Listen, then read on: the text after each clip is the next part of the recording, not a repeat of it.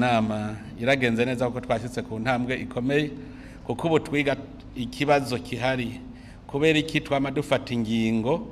zose mugabo ntizije mu ngiro tukabona ntabibandanya. Ico gihe rero ico twahurije ko twese nuko bamwe bavuga bati ni ngorane hagati y'ibihugu bibiri, ariko twebwe abakuru b'ibihugu byo mu karere twavuze tuti ntidushobora kwemera ko ikibazo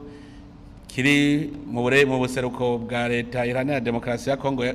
yuko ikibazo kihari tucita ikibazo cy'ibihugu bibiri, kandi twaravuze ko ari ikibazo cy'akarere kuko tugize umuryango umwe, ndava n'ikibazo cyo mu karere rero duhangane naco nk'ikibazo dufise mu karere. Nico gituma rero turiko turiga, twasanze kenshi turafata ingingo tugaca dutaha mugabo hakabura uja gukurikirana kwija mu ngiro.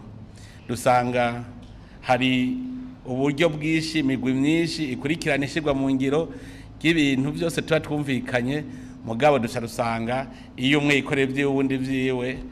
no kuvuga yuko abafise uruhara muri izo njyane bo baca banezerwa kuko ntawe uriko arabishuza. Ubu rero tukaba twaciye twumvikana yuko tugira bose iyo migwi yose akurikirana ishirwa mu ngiro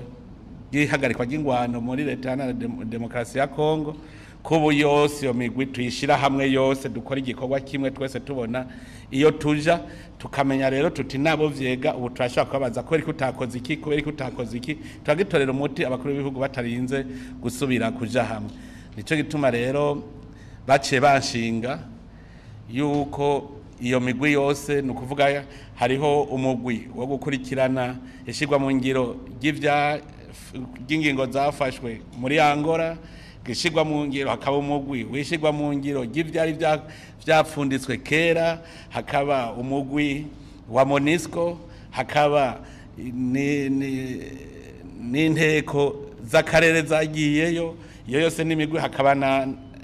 n'uburongozi bwa demokarasi ya Congo, hakaba n'umugwi wa M23. Murumva ko ari imigwi myinshi yari ivanganye.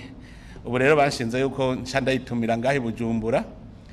kugira ngo yose ubu mugumwe tuvuga tuti tugiye gukora ibi nibi. Rero mu maguru masha ahanzoca ndabatumira tukatwizeye yuko bizoca bigenda neza uko twavuze uti niko kari gahaze uko ntitwabona igituma bitaja mu ngiro.